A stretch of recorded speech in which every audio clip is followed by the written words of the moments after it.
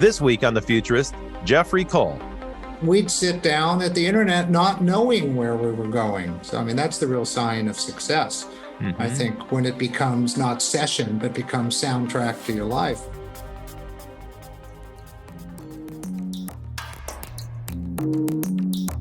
Well, hi there, and welcome to The Futurist. I'm Rob Tercek with my co-host, Brett King. Hey.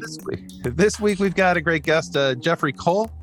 Jeffrey is the founder and the director of the Center for the Digital Future at USC's Annenberg School.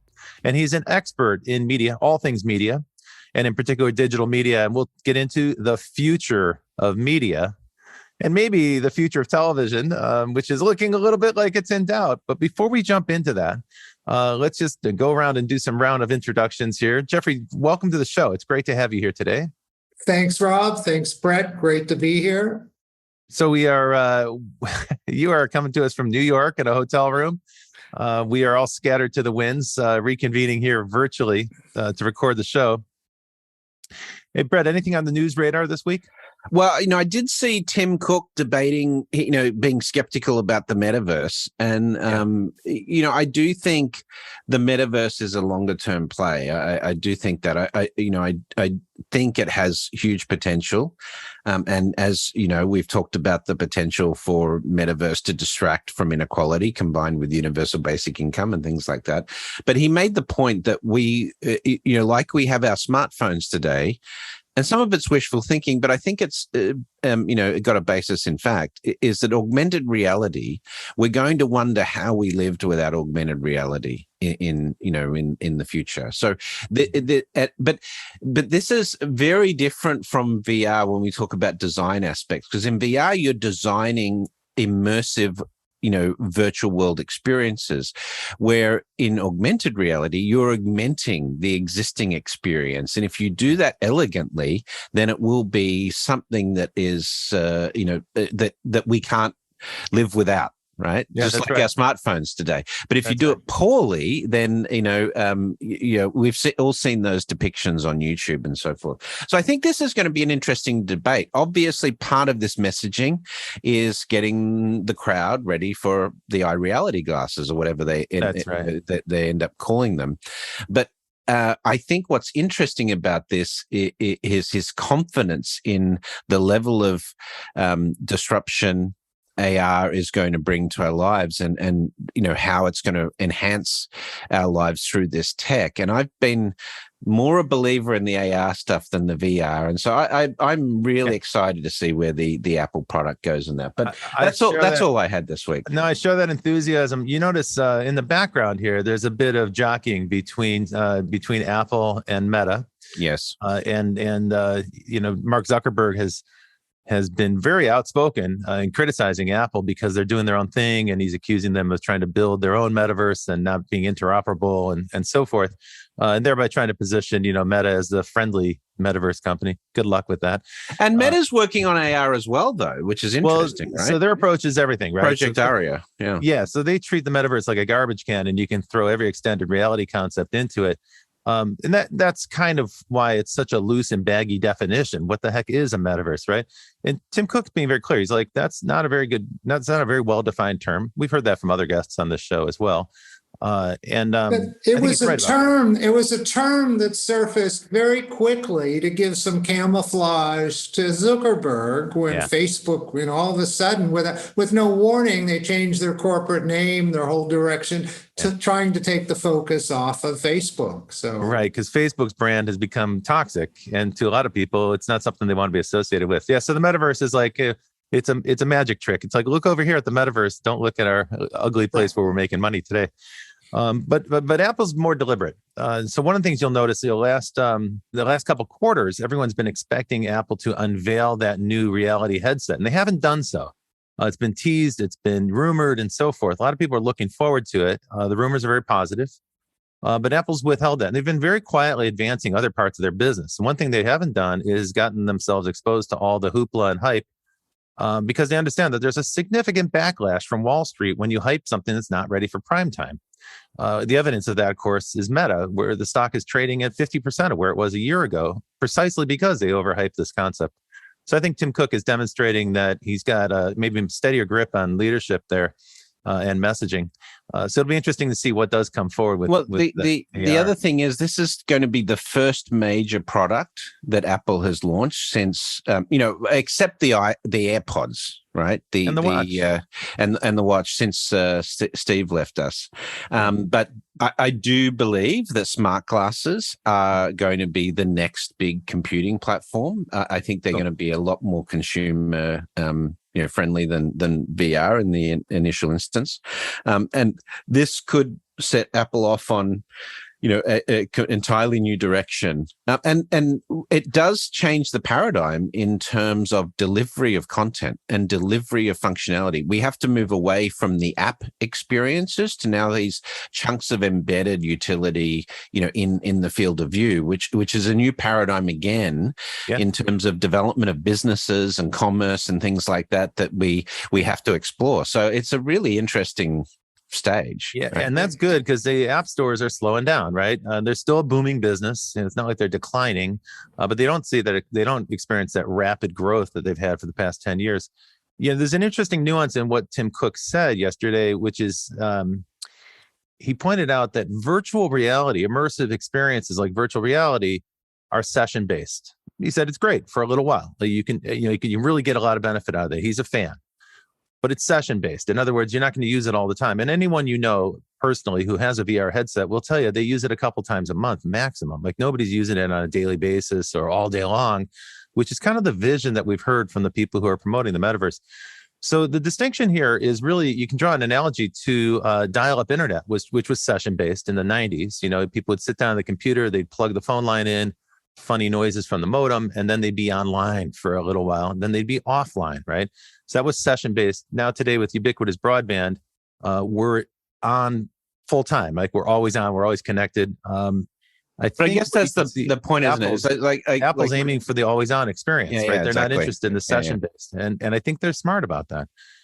And the VR stuff tends to be, I want to watch a movie or be in a movie, or play a computer game. It's sort of that entertainment space, but it's not as applicable as AR, which, you could be living with 24/7, right? Television started as session-based. In the earliest days of television, we would turn the set on to watch a show.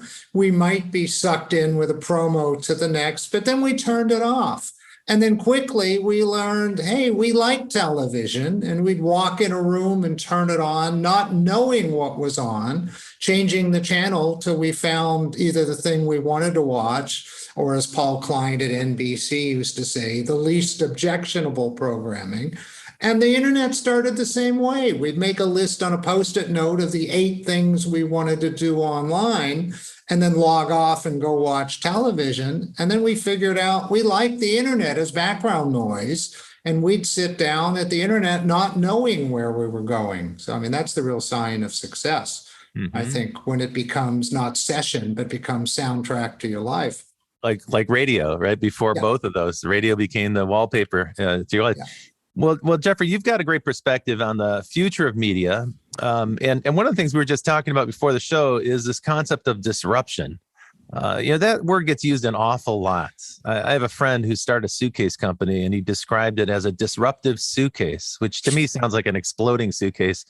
And I said, look, don't you think you're overusing this term a little bit? He said, no, this is absolutely a disruptive suitcase. And I just sort of shook my head. That sounds like overused. Something out of Get Smart.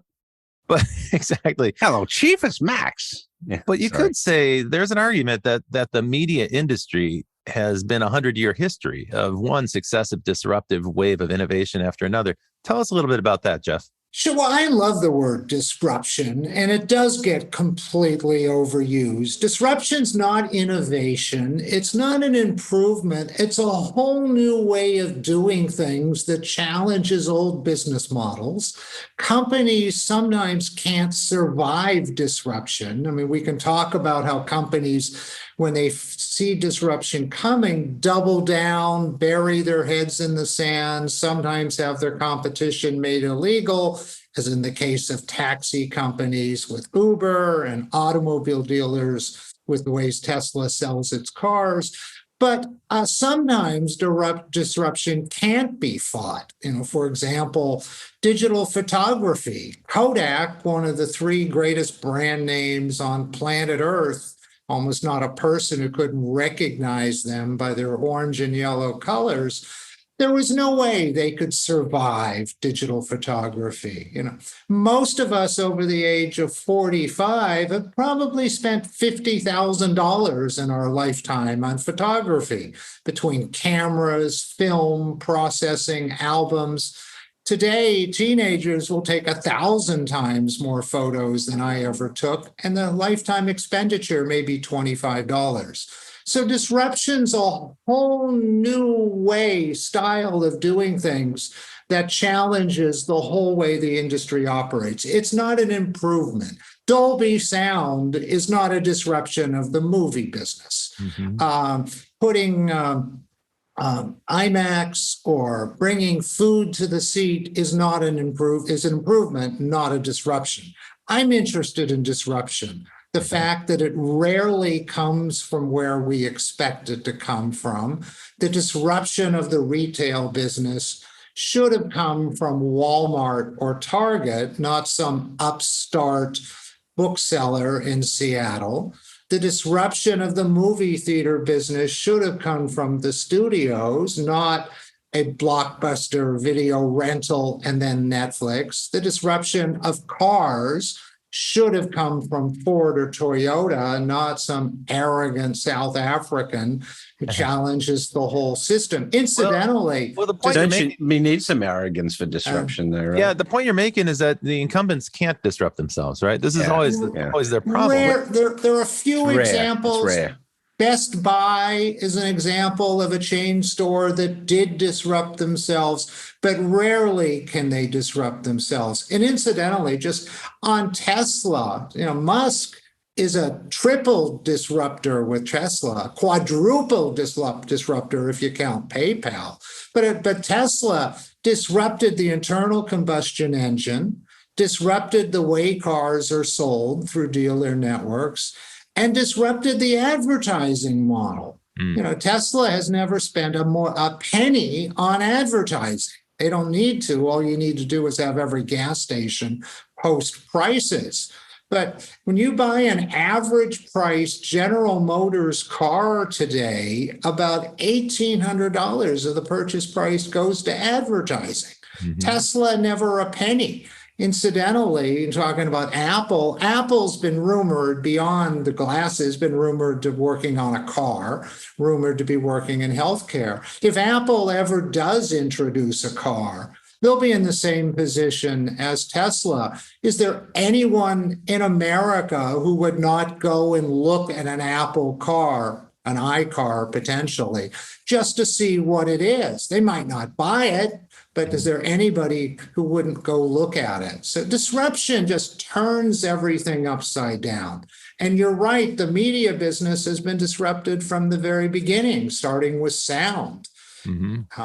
Incidentally, Damien Chazelle, the Academy Award-winning director of La La Land and Whiplash, his film this Christmas, Babylon, is the understory, the behind-the-scenes story of the movie business going from silent films to talking. The only things we've ever seen are Singing in the Rain, where it's played for comedic effect, but there were suicides around the conversion to talking. There were careers that were ruined, businesses that went bankrupt. It's a pretty darn interesting story. Interesting. And that movie is going to get into it. So television also was a disruptive force in the early days, right? Because you had a very established motion picture business and disrupted radio. And talk a little about that. Well, I love radio. It disrupted radio, absolutely right, Brett, although we should find a word 10 times as strong. Radio before television was this national medium, live, original content. The biggest stars went into radio, and families used to sit down and make appointments to listen to radio, and for reasons I've never understood, watch the radio. Television comes along, all the content sucked out of radio, all the big stars, with a handful of exceptions of people who sounded good but didn't look good, went into television. Radio had no economic model. It became a tool of the music business because it could get that content for free. Without having to produce it. Radio went from national to local, and sadly, with no original content, and became background noise. Where do people listen to the radio? In the car, in the shower. So radio completely disrupted, and then television disrupted the movie business. In 1946, in North America, we sold 4.3 billion movie tickets. To keep pace, the population's more than doubled. We'd have to sell about 10 billion movie tickets. 2019, the last normal year of the movie business, we sold 1.2 billion. So the movie theater business became a shell of what it used to be because of television. So television was the biggest disruptor. And of course, now the old television business is being completely disrupted. Well, great you bring that up. Let's get into that because I think that's a timely topic. You know, from a consumer standpoint today, people feel like, wow, I've got abundant choice, maybe too much choice. There's so many different options for streaming. There's more than 200 different streaming services in the US. And of course, there's, still cable television and broadcast TV and so forth. So we're sort of surrounded by overchoice. But from an economic standpoint, that's not really such a great business model. Can you talk a little bit about the changes that are happening right now in the TV business? Well, first of all, people don't like too much choice.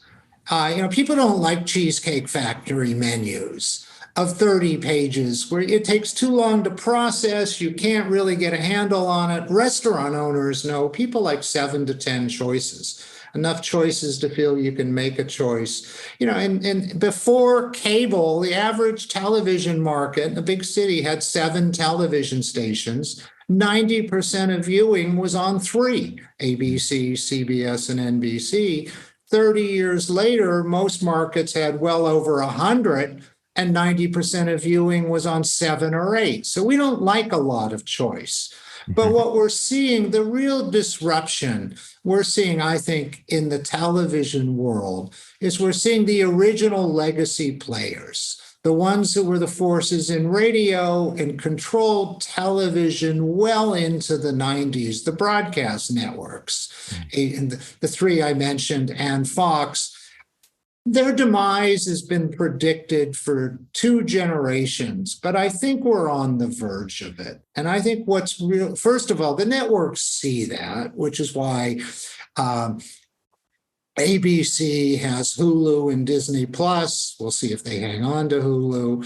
NBC has Peacock. CBS has Paramount Plus. So first, they already see a future where they're moving their programming over there. But what I think finally ends broadcast television in the next 3 to 8 years is the loss of sports. Sports, the only thing we watch on network television live, the only thing that can aggregate a massive audience. In the last couple of years, of the top 10 shows of broadcast television, 9 have been sports and 8 have been NFL football. Well, now there's players competing for those rights. Amazon and Apple are both buying rights. And when they decide they want all those rights, as I said to CBS about 3.5 years ago, on NFL contracts, I said, who's going to compete with the richest man in the world, at that time, Jeff Bezos? Not you. And when they lose sports and they're just not going to be able to come up with the money that sports can command, nothing's left. That whole thing collapses. And I think that's when broadcast television makes its exit. Well, that's I think, an important element because, if you think about where TV demonstrated differentiation from traditional streaming was the live aspect. but there's not a lot of live content beyond sports. There's events, but if you look at things like, like the SpaceX launch of the first astronauts back to the International Space Station as an example, that was streaming. It was a streaming event, Yes, it did play on NASA TV and things like that. But if you think about it now, what do we need to do live through broadcast? News, no. That can be session based, and all the innovation has moved to Twitch. Exactly. Like there is innovation for live. It's true. not happening on broadcast. Right. Yeah, because it's participatory Twitch, at least. But Jeffrey, let me ask you a question. But to build on that, or kind of bridge back to the point that Brett was making, the economics of broadcast are incredibly cheap. Once you've built the tower that you can broadcast from, you're using public airwaves. You don't have to pay for copper cable in the ground or fiber. You're not having to pay for bandwidth, which is a gigantic expense for streaming services. So doesn't it seem to you that broadcast TV is always going to linger, at least in the background, in some form, because essentially it's free to air, it's free to broadcast? We saw during COVID that public television and local television made significant gains. Cable and stream, everything grew during COVID, but particularly public and local. And to a little bit of my surprise, they've held on to those gains. So I think there's going to be room for local television in a different way than we've seen it before. But I think what the broadcasters, they've lost. Not only will they lose sports, they've lost most of what made them special. They owned situation comedies and 60-minute dramas. That's almost, in most years, the broadcast networks would have one Emmy-nominated show, and it was Saturday Night Live. We happen to be, this year, there's a show on ABC that's creating some buzz, Abbott Elementary, which is the first traditional, but most of the sitcoms and dramas have been lost to streaming. Mm-hmm. And there's not much left on broadcast that they can compete and do well. Okay, now there's a simple framing that we hear a lot, which is traditional TV versus streaming media, right? You hear this constantly. This is kind of like the simplistic way of thinking about it. Oh, everything's going to the internet. But when you peer a little closer, it turns out there's lots of flavors of television. We talked about a few of them: cable TV, broadcast. We could talk about satellite. That's also true on the internet. Streaming services, there's many different versions of streaming services. Most people are familiar with SVOD, subscription video on demand. That's services like Netflix, Disney Plus, HBO Max, and so forth. And the advantage of these services is you subscribe and you can watch anything you want, whenever you want, on whatever device you want. That's a really compelling value proposition, particularly for a generation that grew up with smartphones and tablets, because they can start watching on one device and migrate to another and seamlessly pick it up. And more importantly, you don't have to do what you do with broadcast TV. You don't have to watch in pattern. You don't have to sit down at a certain time and watch TV, what we used to call appointment TV. And you don't have to use a DVD or some device to record it. You can just click and play. And honestly, after 10 years of that, most people are conditioned to it. So that's definitely a preference. But SVOD is not the only offering, right? There's other offerings. There's advertising supported VOD. And now there's these new services called FAST, which is, free ad supported subscription television. Yeah, that's right. Why don't you tell us a little bit about the distinction of FAST? Because that seems to be where the momentum is now. And incidentally, just one quick thing on SVODs, which are the channels most people know: Netflix, Hulu, HBO Max. They're really, they were able to attract those subscription fees because they had no interruptions. And I think far more important than no interruptions was no editing of content. You could see the themes and the explicitness that you couldn't see on broadcast television. That changes next year. Now, with the exception of Apple TV Plus, they're all going to have advertising.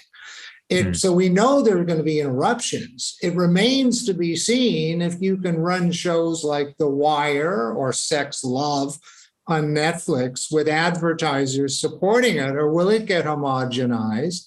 And, in some ways, you could make the case that in the next 2 years, the streaming world is going to look an awful lot like cable television. Wow. So everything old is new again, but the economics are not as good.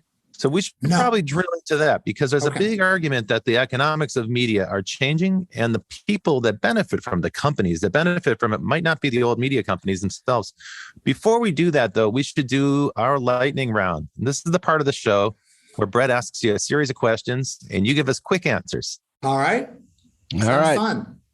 So, Jeff, what was the first science fiction you remember being exposed to on TV or via books? Twilight Zone. Well, interesting. Yeah.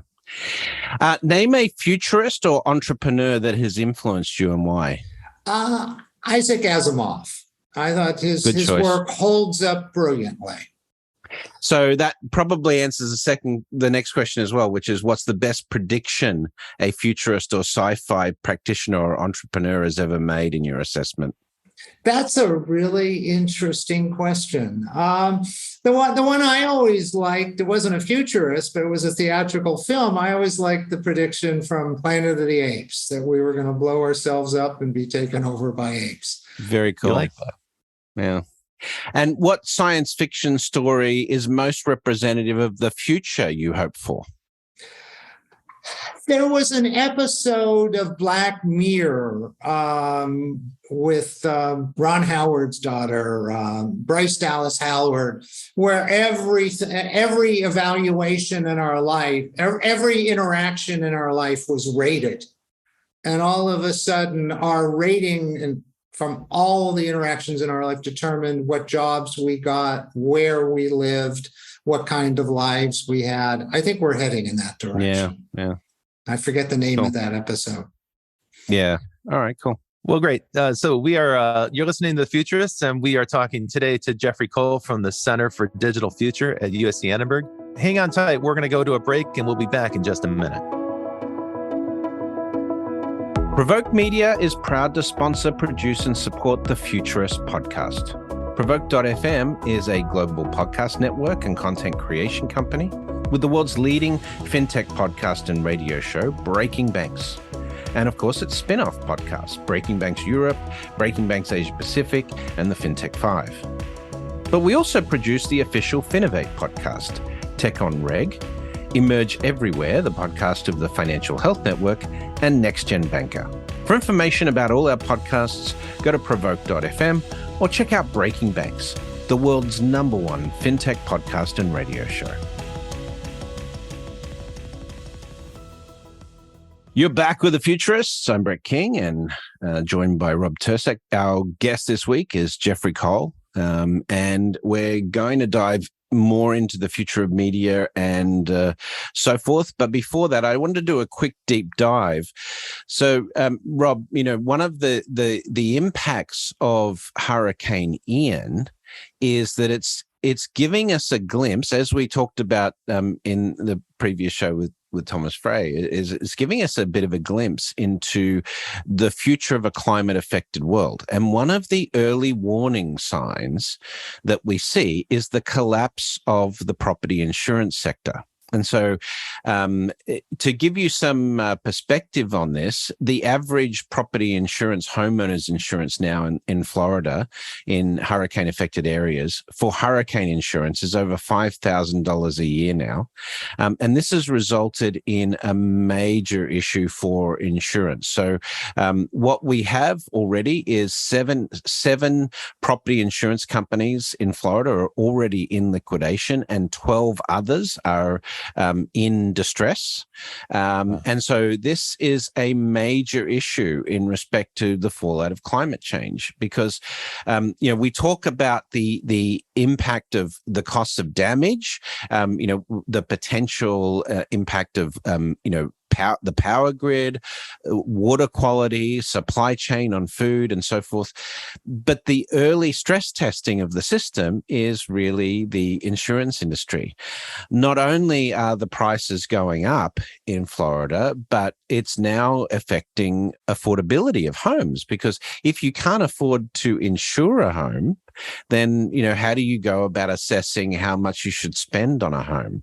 So this has some pretty significant implications. Now, there is a special session that the Florida legislature is going to look at some support for property owners and for home insurance in Florida.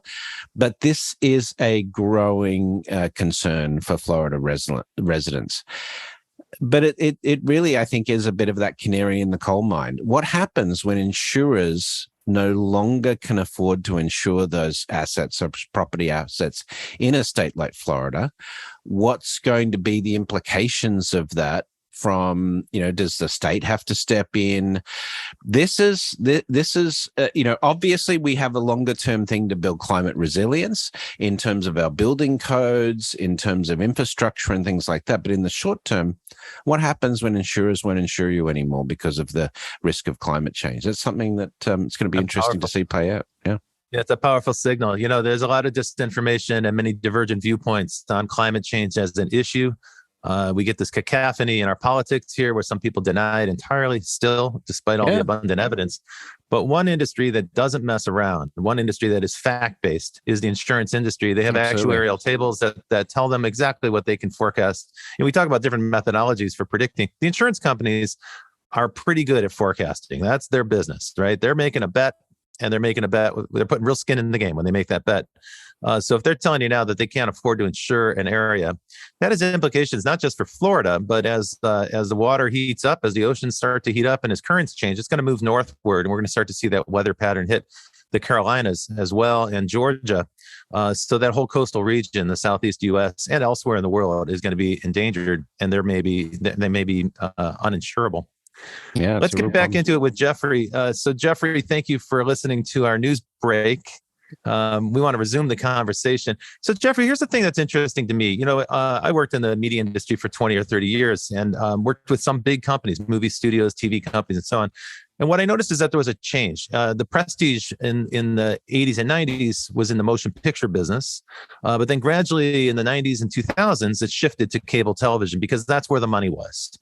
And with channels like HBO and Showtime, you could also do things that you couldn't do in a movie. You could do longer scenes, some more complicated shows, and maybe better characterization, deeper characterization. And so it was also a medium that attracted a lot of really talented people as well. So there's a shift from motion pictures towards paid TV, cable television. And with that, the companies that played that well, they grew much bigger, right? So they consolidated a lot of cable and that paid for much bigger movie studios, sometimes 2 movie studios.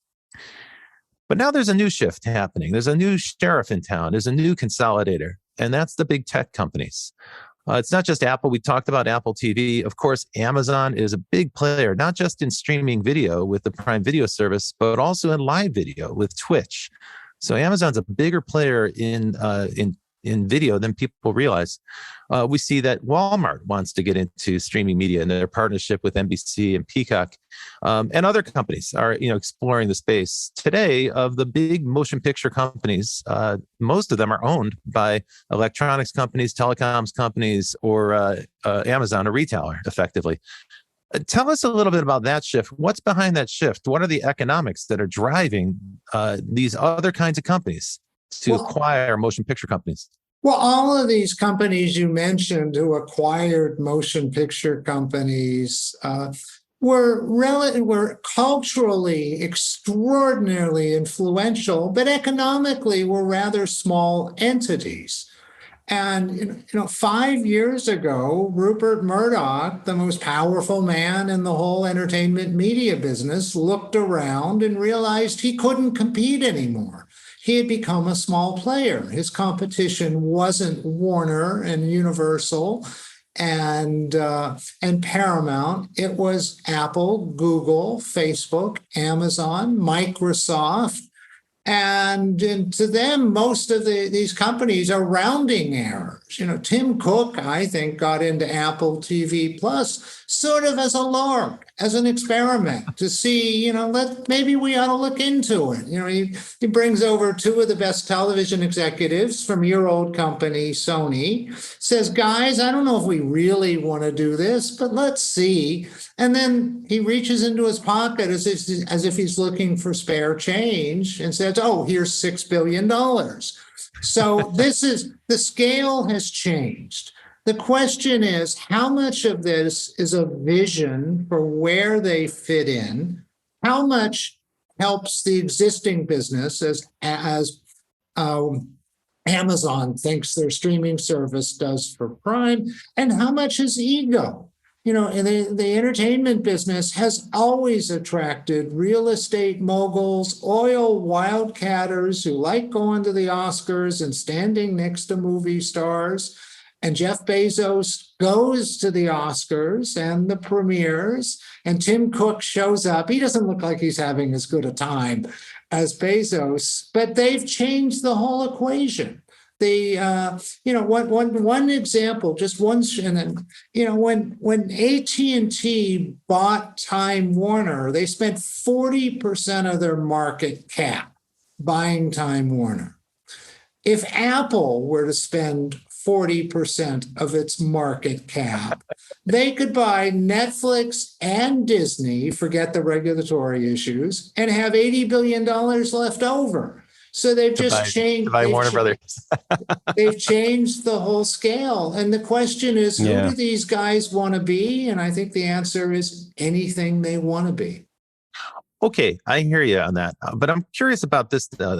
What's the economic upside?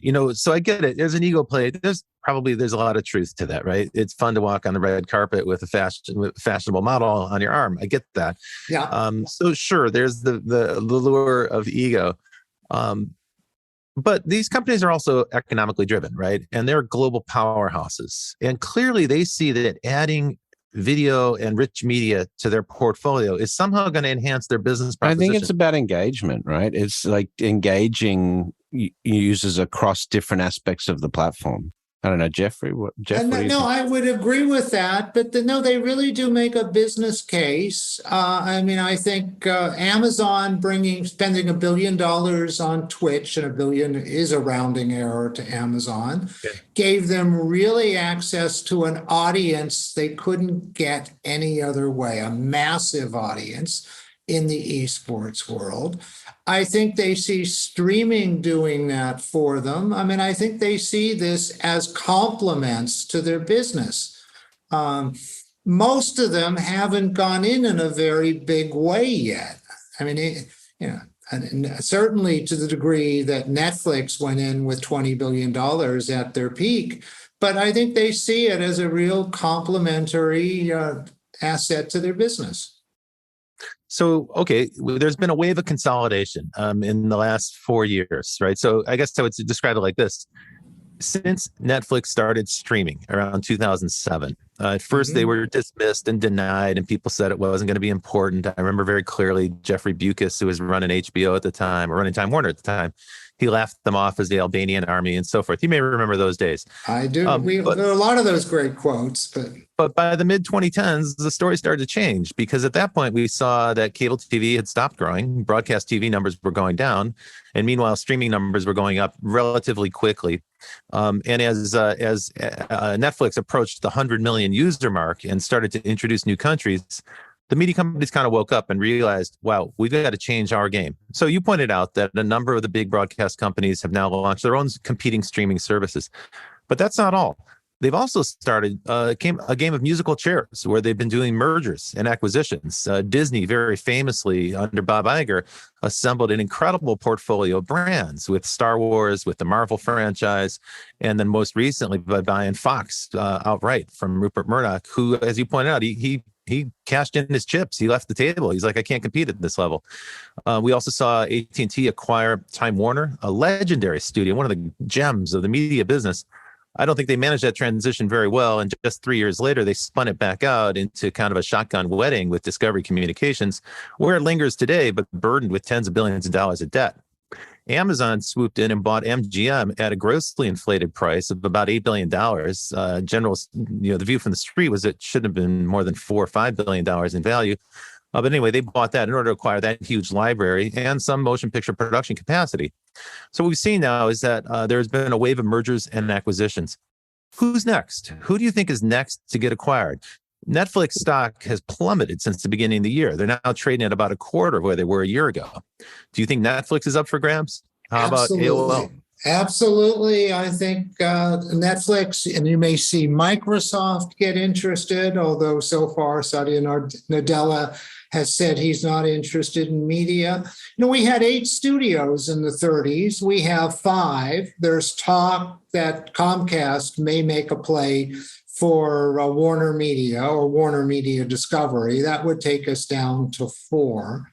I think we know, you mentioned earlier, that Walmart has been interested in streaming and almost pulled the trigger on starting its own streamer. Now it's affiliated with Paramount Plus. I think Paramount is a really good acquisition target for somebody like Walmart.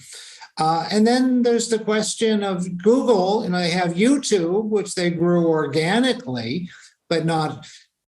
Do they want to make a move? I mean, I don't think I don't think you're going to see. I think that 5 years ago, people were talking about Tencent and Alibaba moving into American media, the way Sony did to Columbia and Matt Schuster did with Universal. I don't think you're going to see the Chinese. I think it's going to be purely an American play. But I think absolutely Netflix, particularly at the reduced value. Disney could be an easy acquisition target. Apple's been eyeing Disney for years. They've never done anything about it to this point. So I don't think there's anybody that's too big to be acquired among the existing media players. Okay, now we're talking about kind of Game of Thrones on the media landscape, right. Who's going to buy whom. But all the companies we're talking about are legacy brands from the past. I've got the same question. Like, what's the opportunity for someone new to come in and blow this apart? Well, I think we're seeing it. A lot of times, Brett, on the show, we talk about demographics and how demographics is one of the iron laws of the future. It's going to determine the future by and large. If you had anybody if you talk to anybody under the age of 30, they don't care about MGM. They're not interested in the machinations of Time Warner or Discovery. What they care about is TikTok and YouTube. Overwhelmingly, YouTube is their number one source for video. And in terms of growth, TikTok is the fastest growing, not just in terms of users, but also in terms of advertising revenue. So, Jeffrey, talk to us about that disruption from new companies that candidly don't have a stake in the old model, and therefore they're primed to disrupt the old model. You're absolutely right about the legacy means nothing and even those who knew the legacy couldn't tell you in the last 50 years what's the difference between a Paramount movie and a Warner Brothers movie. It's just a legacy sort of quality or big budget. I think what TikTok has done is pretty darn extraordinary, so much that it really, I think one of the great interesting stories of the pandemic was what Jeffrey Katzenberg tried to do with Quibi. And of course, he gets a pass on Quibi because he was creating a video service for people on the go, and he released it at a time when they weren't going anywhere. But even had there been no pandemic, Quibi wouldn't have survived because he was trying to get $6 a month out of a teenage audience who really believes everything's free and would prefer the less glossy look of TikTok. So I think there's lots of room for new players on a different scale. The one area that they can't compete, but that's the area that's not working so well anyway, is on spending $20 billion on Hollywood-type production. And this is the year that we figured out that streaming is not going to cure cancer and end world hunger. And there can't be, I think one of the biggest winners in COVID were the movie theaters, who could have disappeared. We've never seen an industry totally disrupted to where it was closed for a year. The studios got to do all the experimentation that the theater owners never wanted on short windows, day and date, adding content on to streamers. None of it worked very well. And the theaters, I think, came out of COVID stronger than almost anybody else. They're still have a large chunk of the audience who hasn't gone back. Quality of film in the theaters isn't so good because not much was greenlit at a high level. But I think you got some old players and some new players that are really sort of interesting. But this is the year we found out you can't have $1 billion movie without a movie theater. This is the year we found out that streaming doesn't run an entire company. It actually complements theatrical rather than replaces it. So I share your view, and disruption, as we've talked about from the beginning, comes from unexpected directions. Okay. Now, one of the things we love to do in this show is open it up for some speculative talk. Let's hear your vision for the future, way out in the future. Brett's asking me if we can ask about TV in 100 years. It's interesting you're bringing up the cinema, which is itself about 125 years old, and you're talking about a revival of cinema, which I frankly wasn't expecting you to say today. Do you think the cinema is going to be around in 100 years? Are we still going to be going to movie theaters and getting babysitters and parking cars and stuff? I certainly think that they've lost the mid part of their audience to streaming, but big films, absolutely, I think they'll be around for 100 years. I think if they ever were going to disappear, 2020 was the year. Several of them were on the verge of bankruptcy. The second biggest one is declared bankruptcy, Regal. They had no audiences. People got to stream as much as they wanted, had to rely. If ever there was a time they were going to not make it back, that was then. The guy who really deserves. But we're going to have we're going to have a ton of competing mechanisms. You're going to have fully immersive storytelling in a virtual world where you can be a part of the story. You'll be able to have these movies, the classic movies, brought back, and you'll be able to be sitting in the restaurant in Casablanca watching this play out and so forth. Like the ability for us to change storytelling with technology is immense. Now, interestingly, in Star Trek, they depict this with the holodeck, right? So the holodeck is where you can have these interactive stories. And we can imagine... It's a place you go to, like a cinema, right? Right. We can imagine that sort of technology now. But interestingly, they still occasionally have movie night on Star Trek as sort of a quaint... look back to that medium. But having said that, the dominant experience in that world is sort of this immersive storytelling stuff. And so I think if you look at how to make movies interactive, or responsive to an individual audience, you come down to an audience of one, right? Because the more interactive you make storytelling, and we've seen experimentation with choose your own outcomes for movies on Netflix and things like that. But if I truly tailor it to you and your perspective, it's not really a crowd-based experience anymore. Yeah, you're right. It doesn't work for the crowd. That's the challenge. That's the challenge that I see that movies have in the future. And nobody wants a guy next to him in the theater to pick the ending of the movie. No one wants that. We tried that. It doesn't work. Well, that's what I was going to say. I'm a traditionalist. I think you're talking about from the 80s Clue, which had several different endings to the movies, or interactive DVDs where you come to a fork in the road and you get to choose. And what we found is people like stories told to them. There is a place for 3D. There is a place for, I don't know what it is yet. There is a place for immersive, but I think people like sitting back and seeing the story unfold in front of them. There is something community-based, right? Yeah, but we like both. Look, this breaks down to kind of an age-old discussion, which is the difference between experience and storytelling. People love experience. It's hardwired into us as human beings. Experience is, a bunch of cavemen with spears chasing after a wild animal, a wild boar, and they bring it down and they have an incredibly exciting time doing that. Storytelling is when they're back sitting around the fire eating the boar, and the guy with the gift of gab or the gal with the gift of gab starts to recount the events in a way that structures meaning into otherwise random series of events that led to that incident. So we like both, right? Humans are hardwired for both. And we create entertainment experiences that support both. Certainly for experience, you can think theme park. You could also think virtual reality.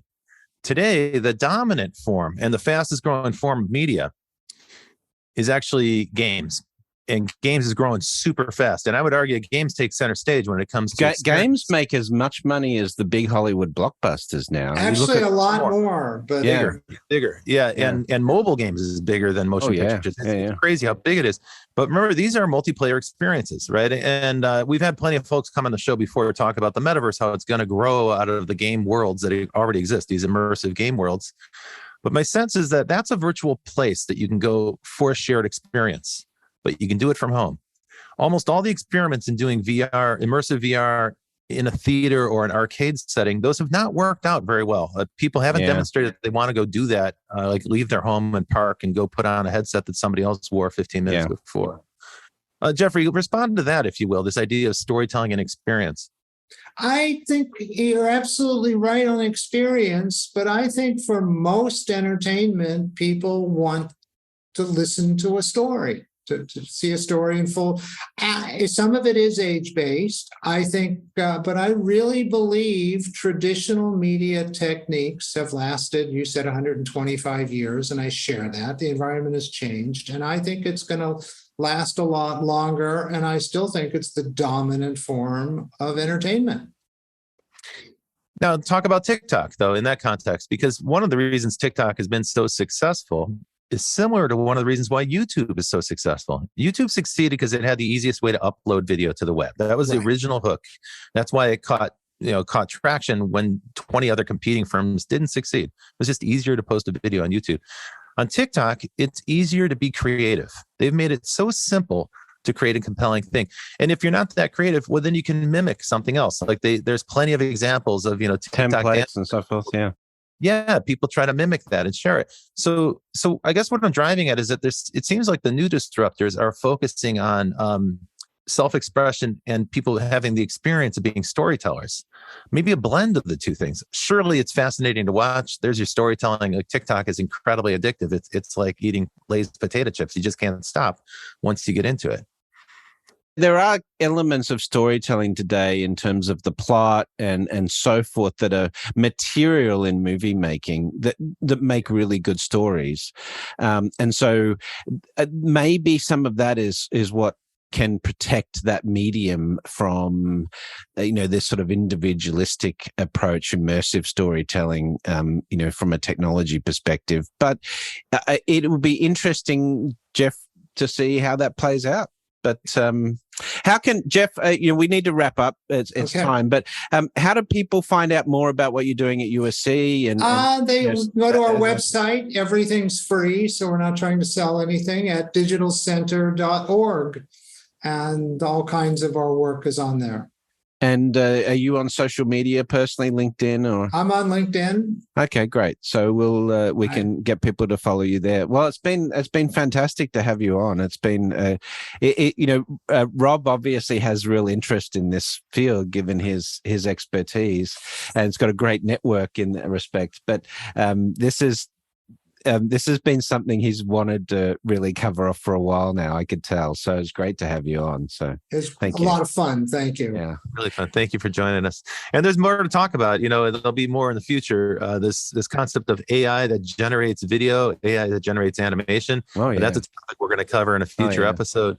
And we should also get into virtual production, which is completely reinventing the way you make a motion picture. So in a future episode of the Futurists, we'll cover those topics. Oh, definitely. Yeah, I want to get into like the tech they pioneered for Mandalorian and all that sort of stuff as well, and Dune. It's just taking movie making in such an interesting direction. So, this is the big thing is if you can make these big blockbuster movies, but do it much more cheaply, then the longevity of the movie industry extends, because you don't get to a point where it's no longer affordable to produce these blockbusters. So that could be interesting. Now you could have very cheap production. Anyway, we're going off on another tangent. All right, we better wrap it up. All right, that's it for this week on The Futurists. Thanks to Jeffrey Cole, our guest, and thanks to you all for joining us. Don't forget to leave us a review. We're getting really good traction with the show right now, so please, post this interview on social media, the interviews you enjoyed. Tell other people about it. That's how people find out about the podcast. And, by all means, let us know who you'd like to see as a guest. My thanks go out to Elizabeth Severance and Kevin Hershen that help us on the production side from Provoke, Carla Navarra and Sylvie Johnson on the social media side, and the whole team at Provoke that help us put together this show every week. That's it for The Futurists this week, but we will definitely see you again next week. Until then, we'll see you in the future. Well, that's it for The Futurists this week. If you like the show, we sure hope you did. Please subscribe and share it with the people in your community. And don't forget to leave us a 5-star review. That really helps other people find the show. And you can ping us anytime on Instagram and Twitter at Futurist Podcast for the folks that you'd like to see on the show or the questions that you'd like us to ask. Thanks for joining. And as always, we'll see you in the future.